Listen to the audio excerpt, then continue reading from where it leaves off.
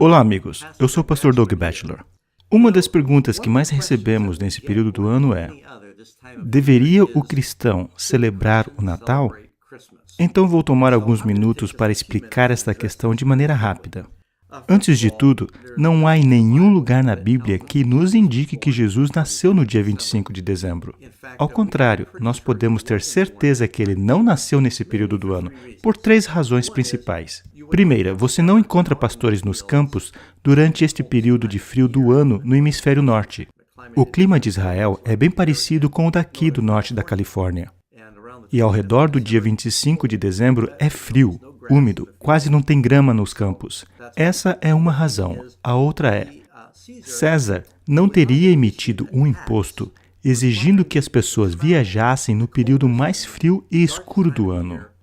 Havia uma certa urgência para que eles pudessem ser registrados e pagar mais taxas. Eles costumam fazer isso quando é um período de colheita.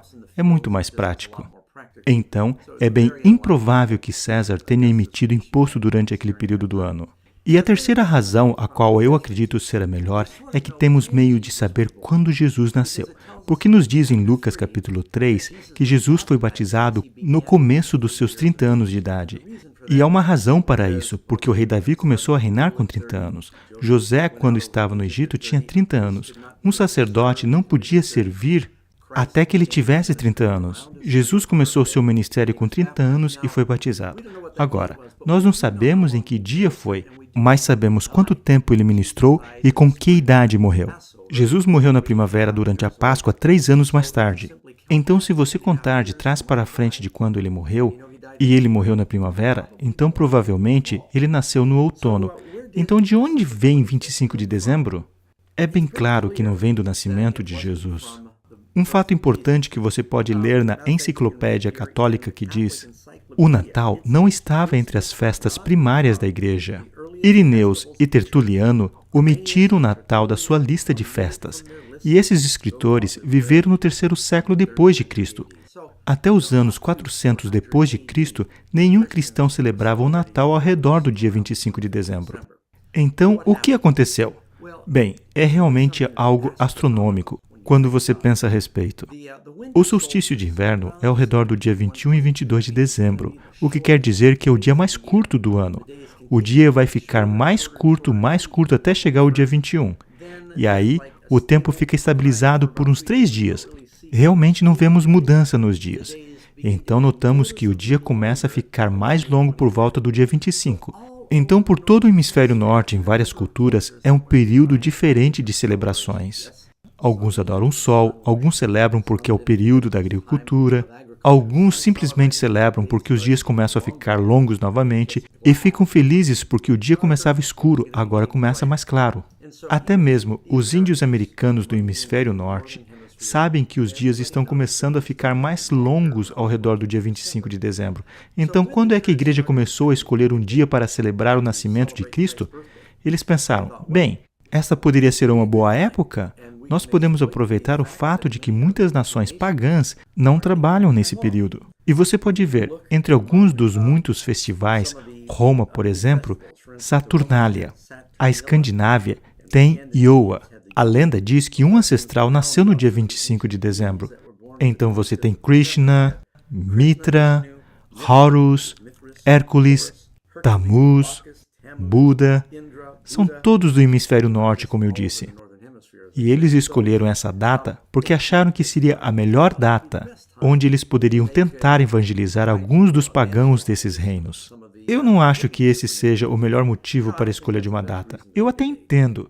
Por exemplo, se eu for à China e estou fazendo um encontro evangelístico, nós olharíamos em seu calendário para ver qual seria a melhor data para o programa, onde eles não estariam trabalhando e estariam livres para participar. Vamos supor que os chineses tiram uma semana de recesso para comemorar o aniversário de Buda, porque é um feriado. Seria um ótimo período para eu fazer o programa, porque eles não estariam ocupados e poderiam participar. Então eu posso explorar essa data para alcançar os pagãos. Paulo usa esse princípio em 1 Coríntios capítulo 9 e diz: porque sendo livre, está em Coríntios 9, 19. Porque sendo livre para com todos, fiz-me servo de todos para ganhar ainda mais, e fiz-me como judeu para os judeus, para ganhar os judeus. Para os que estão debaixo da lei, como se estivesse debaixo da lei, para ganhar os que estão debaixo da lei.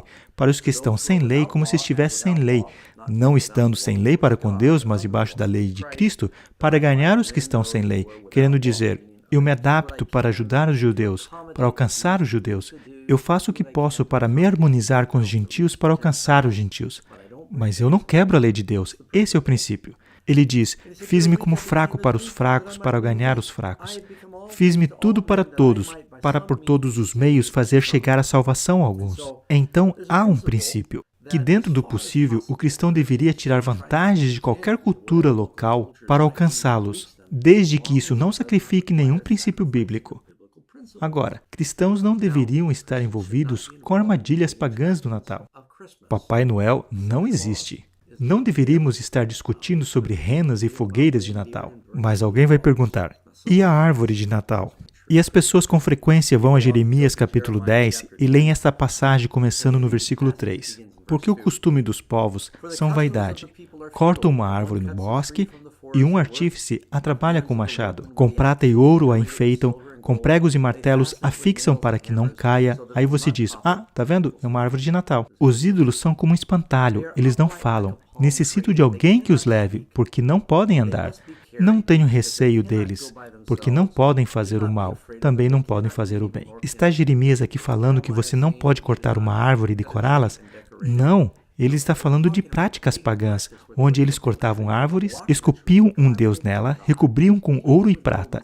Eles tinham pernas, bocas e olhos, mas não podiam ver nem falar, nem caminhar, tinham que ser carregados. E as pessoas não ficam carregando árvores de Natal por aí. Então, aqui não está falando sobre árvore de Natal como eu tenho ouvido por aí. Se você tiver um buquê de flores na sua casa, porque você acha bonito e gosta do cheiro, tudo bem. Mas se houver pessoas orando para as flores, ou pessoas orando para suas árvores, então a coisa é diferente. Mas ter enfeites festivos em si mesmo não é pecado. Bem, em nossa igreja aqui em Granite Bay, não colocamos árvore de Natal. E não tem nada a ver com ser certo ou errado. Mas há um princípio na Bíblia. Paulo diz, não faça nada que faça seu irmão tropeçar. Por exemplo, ele diz, se comer carne sacrificada a ídolos, mesmo que for carne limpa, vai fazer o teu irmão tropeçar, então não faça. Bem, eu sou vegetariano, mas é um princípio, e você não vai querer fazer essas coisas. Bom, com certeza nós não precisamos de árvore de Natal. E algumas pessoas acreditam que tem conexão com a idolatria. Então, não tenha. Então, quando a questão é, um cristão deveria celebrar o Natal? Obviamente que devemos estar longe do paganismo, mas se o mundo está falando sobre o nascimento de Jesus, e se o nascimento de Cristo na encarnação é um assunto bíblico, e se é um bom momento para nós falarmos sobre isso, enfatizar esse ensino, certamente, vá e faça. Ação de graça é um ótimo período do ano para o cristão enfatizar os ensinos bíblicos, para focar e gastar tempo nos ensinos bíblicos, com gratidão e louvor. Então, se o mundo está totalmente focado nesse período do ano na primeira vinda de Jesus, que grande oportunidade para nós de falarmos sobre a primeira vinda de Jesus e direcioná-los para a segunda vinda de Jesus. Em Romanos capítulo 14 diz, isso não é obrigatório. Paulo diz no versículo 5, um faz diferença entre dia e dia, mas outro julga igual todos os dias. Cada um esteja inteiramente seguro em sua própria mente. Aquele que faz caso do dia, para o Senhor o faz. E o que não faz caso do dia, para o Senhor não o faz. Então não há uma exigência para celebrar esses dias. Agora, mantenha em mente, a palavra pagã nem sempre quer dizer pecado. Pagã significa cultura. E existe um monte de coisas culturais que fazemos que nem sempre vêm da Bíblia. E que não é necessariamente pecado. Mas se a prática pagã conflita com o princípio bíblico, então você deveria estar longe disso.